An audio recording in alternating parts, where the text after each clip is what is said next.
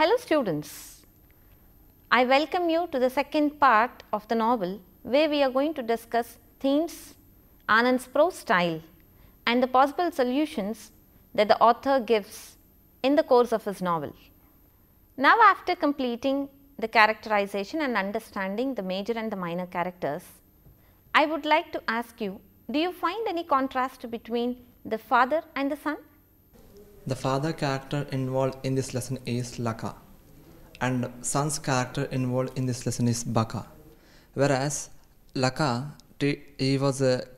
his intention is that the untouchability treatment is very common in this society, whereas is exactly opposite to the Baka.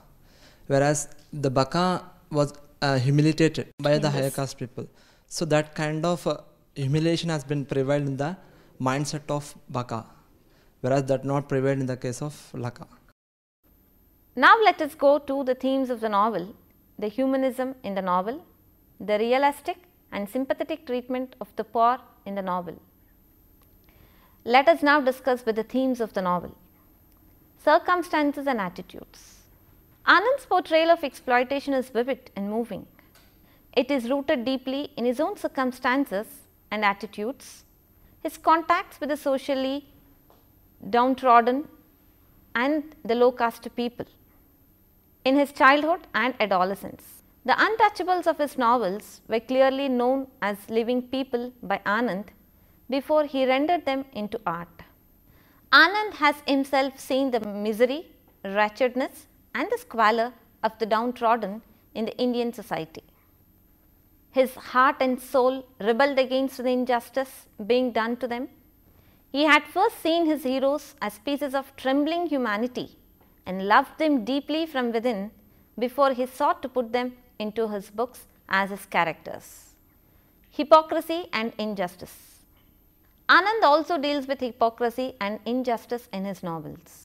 At an impressionable age, Anand was aware of the religious hypocrisy and bigotry in Indian society and of its injustice thriving on practices such as untouchability, feudalism, economic marginalization and the distinction between the haves and the have-nots.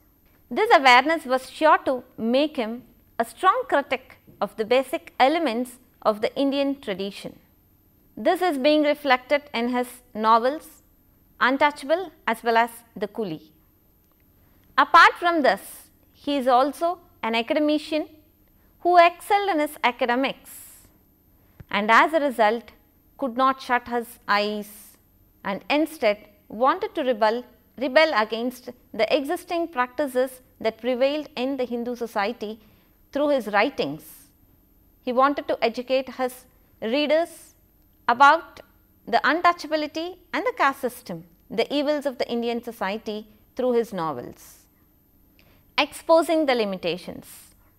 Anand is at his best when he is exposing the limitations of the decayed Indian tradition and championing the cause of modernism as a cure for the ills of the Indian society. It is his greatness that he maintains a good balance when he does this. Anand is also at his best when he shows the modern Indian drawing both upon the strength of the native tradition and lessons learned from exposure through the Western tradition. Untouchable was inspired by author's childhood memory.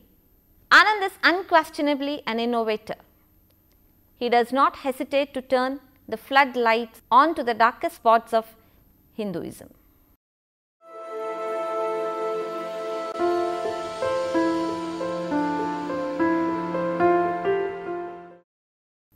The central theme of the novel is marginalization. Anand's concern for the underprivileged and downtrodden is a pervasive theme in much of his writings. This theme is highlighted in the novel Untouchable as well. It may be argued that the central issue is a philosophy of work. The structurally defined role of the marginalized sections of the society is redefined by the writers like Mulk Raj Anand, who are more of social reformers than mere novelists. A writer is generally expected to bring changes in the society, and Anand does that very sincerely and efficiently. Anand tries to use English in a native way. The intention of the writer is to garner sympathy on the downtrodden, the poor, the untouchable and the marginalized. By doing so, Anand suffers resistance from both forces. The forces of the conventional society, which colonized the poor, and the untouchables from a religio socio political angle. Anand illustrates the forces of double colonization and shows a humane and sympathetic attitude towards the marginalized. The untouchables are treated badly by the Indians and even by the British colonizers. Anand illustrates the forces of double colonization and shows a humane and sympathetic attitude towards the marginalized. By doing so, Anand was not only trying to represent India from a much more realistic perspective, but was trying to highlight a new concept of identity, which was emerging because of the dehumanizing condition generated by colonization. National identity characterized by sympathy. Anand tries to illustrate a national identity characterized by sympathy. He also attempts to champion the causes of the marginalized in a larger perspective, so that a universal construct of the marginalized could be established and followed. It is for adherence to this indigenous value system that Anand could champion the causes of the marginalized in his fiction. Anand has exposed social evil in its myriad manifestations and has evocatively presented different layers of human experience in his fiction. He introduces the economically marginalized, the downtrodden, the poor and the untouchables in his novels as his heroes and major characters. Anand, however, has a clear understanding of his own position within society, that he belongs to the upper class. Hence, there is an economic and social distance between him and those that he sympathizes with.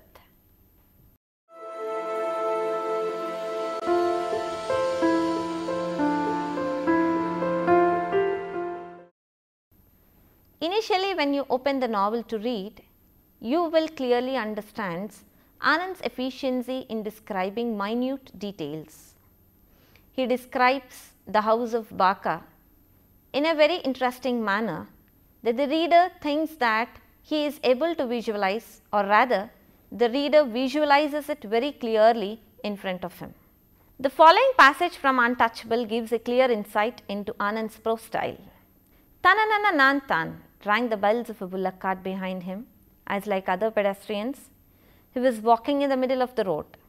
He jumped aside, dragging his boots in the dust, where, thanks to the inefficiency of the municipal committee, the pavement should have been but was not.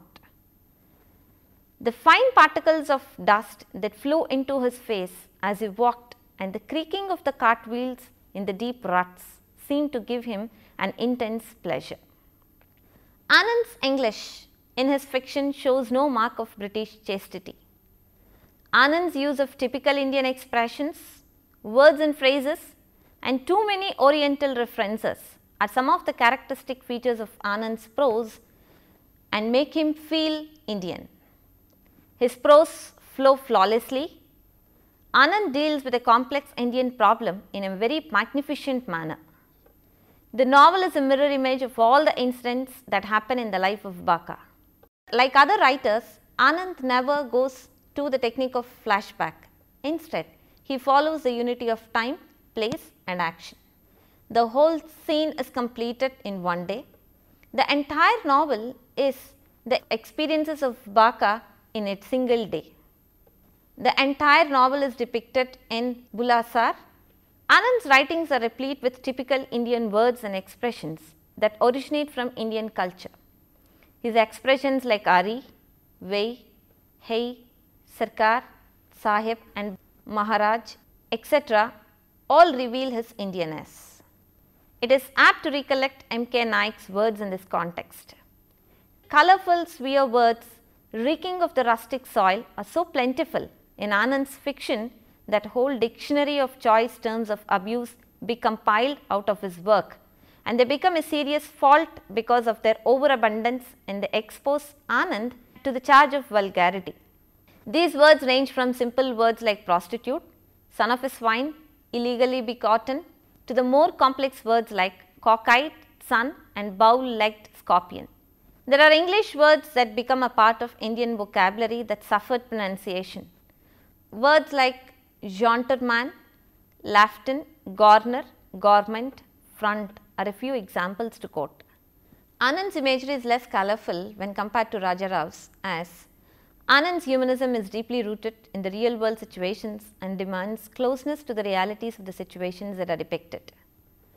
It is apt to quote Srinivas Iyengar.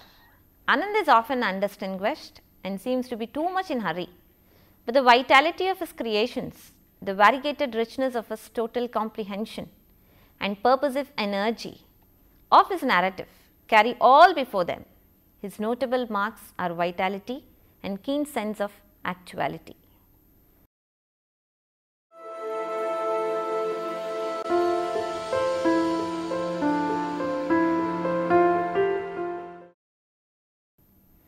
Baka is depicted as a slave of slaves. In his work, Anand has drawn a realistic and sympathetic portrait of the poor in India. Anand's early work, particularly Untouchable, is a literature of protest and resentment. In his works, he shows sympathy towards the poor, the downtrodden, and the untouchables.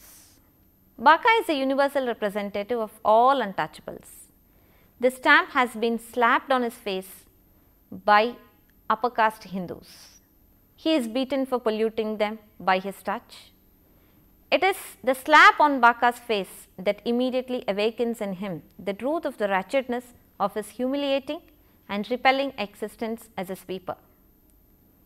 The untouchables as a class were cast out of the four-tier division of ancient Aryan society. The untouchables in ancient Indian society were expected to perform menial tasks for the upper class people. Of course, the poignant irony is that Baka is a slave of slaves. Realism. In the portrayal of Baka, Anand has gone to the lowest depths of a social order, where one has a clear glimpse of the fixed and stagnant reality resembling Dante's hell. Anand depicts the miserable plight of the untouchables through Baka. Anand is a novelist with a mission, writing with a purpose, the purpose being to arouse the social conscience and by that method to create in the affluent and powerful people a sense of responsibility towards the victims of injustice and marginalization. Baka has to announce his coming, posh posh, sweeper coming. Anand's realism is also seen in his use of literal translation of Punjabi exclamations and other words. Conflicts. Through the prominent characters like Baka and Laka, the author explores the cruelty of caste conflict. Though this dangerous disease of caste conflict was on its summit before independence, it is still prevalent more or less in almost every state of India. Baka has worked years in the compound of British regiment. One day, he looks through the window and accidentally he touches a high caste Hindu. The man shouted at Baka, reminding Baka of his untouchability. The man abused Baka as Baka touched him without announcing his approach. The marginalized Baka's touch defiled the man. Soon a crowd gathered there to abuse Baka. The picture and the scene of jalebis in the marketplace also reveals the marginalization and the kind of torture that the untouchables faced in the society. Baka was not allowed to eat the jalebi that he has purchased by paying a high price. Accidentally, he touched a high caste Hindu and the jalebi fell down. Instead of sympathizing with Baka, there is a torment of abuse. People crowded there and started abusing Baka for coming without telling his approach. The Hindus who were born in higher caste stopped Baka from entering the temple and shouted, polluted, polluted, polluted. An untouchable is allowed to clean the courtyard in the temple, and is he not allowed to pray to the deity in the temple? The novelist poses these questions to all his readers to think and to see to it that this casteism is eradicated in the Indian society. God is equal to all. The caste system plays a role in these aspects of life. Untouchable is a faithful transcript of the torment that the untouchables faced in the Indian society.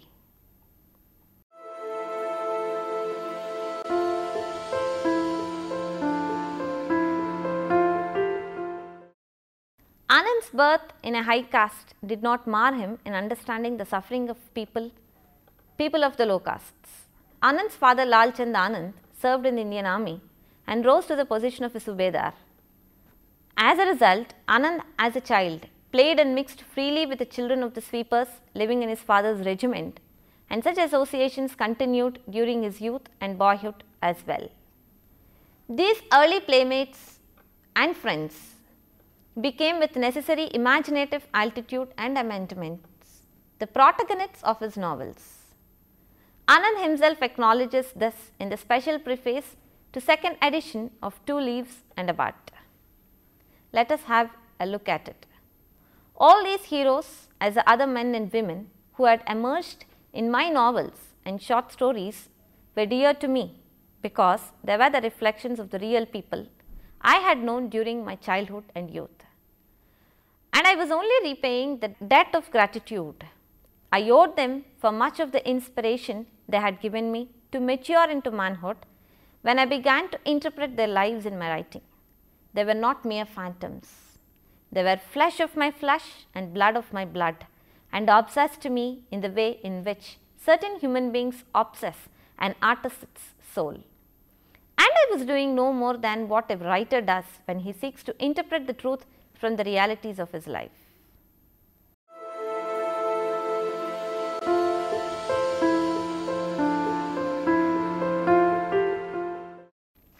Although one might look at the issue of casteism in its essential context of the vulgarities and misinterpretation of Hinduism, the question still remains: will industrial progress and modernity liberate the bakas of society from the karmic obligation of cleaning human excreta and guarantee them basic human dignity and general acceptance in the social order without any reference to their birth or heredity?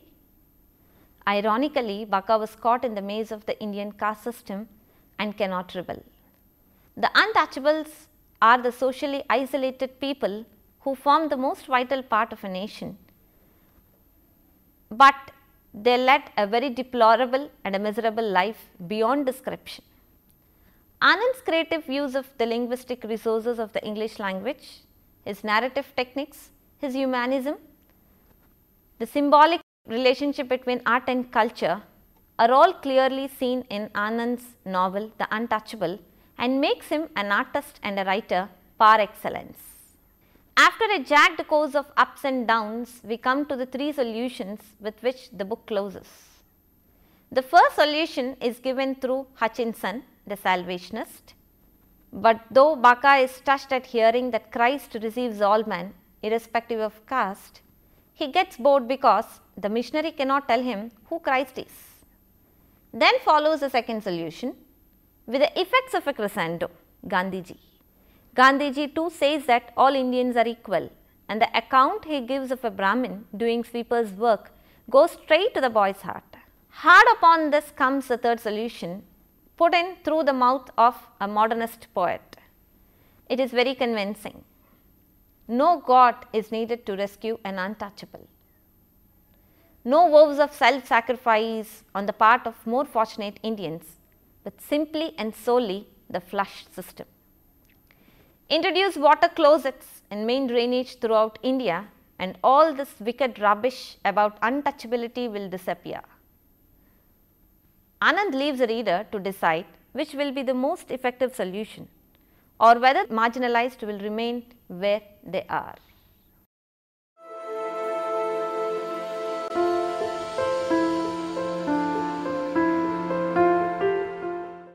Now, The author has given some possible solutions.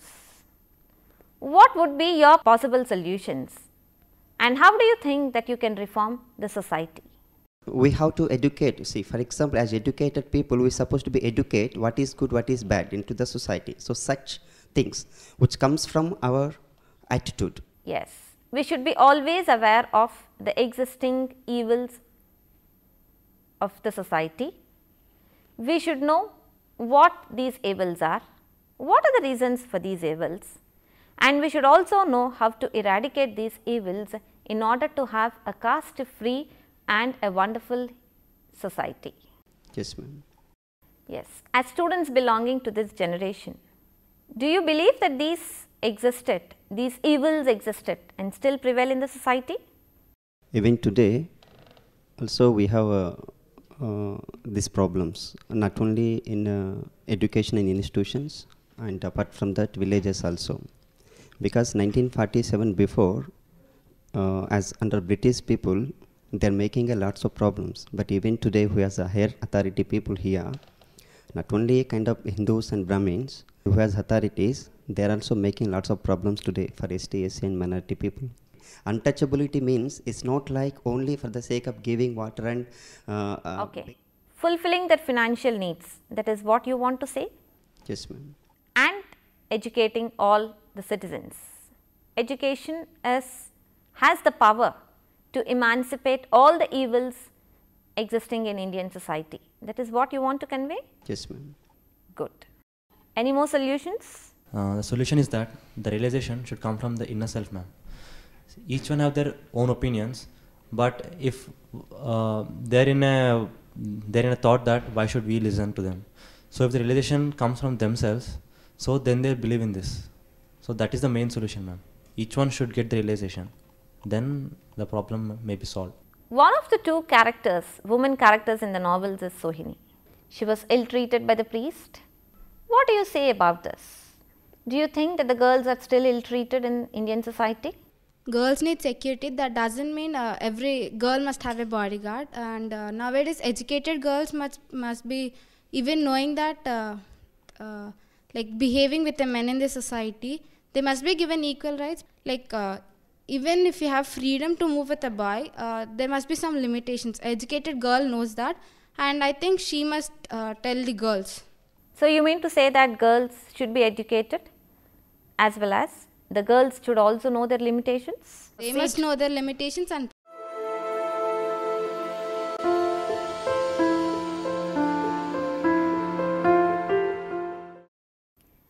at the end of the novel, we have seen how Baka places his hope for the future in a lavatory that will flush. Anand reiterates on several occasions his confidence in industrialization as a solution to poverty in India. Anand tends to explain regional customs, ceremonies for readers in other parts of the country, and Indian customs, traditions for readers outside India. Often such explanations stand out of the context and strike a jarring note. The Indian novel in English is thus characterized by a variety of themes and techniques. It continues to change and adapt itself to the changing Indian environment, and it also brings in change in the existing minds of Indians. As a responsible artist, Anand suggests various answers to the human problems dealt with in his novel, refraining from imposition of any kind. The fact that Anand himself did not come from a low caste or a marginalized society or a marginalized section of the society, he understands that there is a distance between art and life. To him, a work of art is first a social event, and the duty of a novelist is to create but not to determine. Hence, Anand projects an image of India and her culture which is authentic and national rather than distorted, narrow and regional. At the end of the module, we have understood the major themes that the novelist tried to project it in the novel, his writing style, and the possible solutions that the novelist gave through his different characters in the novels. Can you say what was the central issue of the novel? The central issue is the philosophy of work. The intention of the writer is to garner sympathy for the poor untouchable and the marginalized. How can you say that Anand is a committed writer? Anand is committed to see the society which is free from domination and exploitation and even social and political marginalities. So he wants to exhibit, he wants to explain and depict the Indian customs and its traditions to the readers outside India. Okay students, at the end of the novel, I hope that you have understood how much of trauma the untouchables faced in the Indian society. The novelist's main idea is not merely to depict the problems of the untouchables, but instead he wants his readers to understand their plight and revolt and fight against the evils that are existing in Indian society. I hope you all understood the novel. Thank you once again.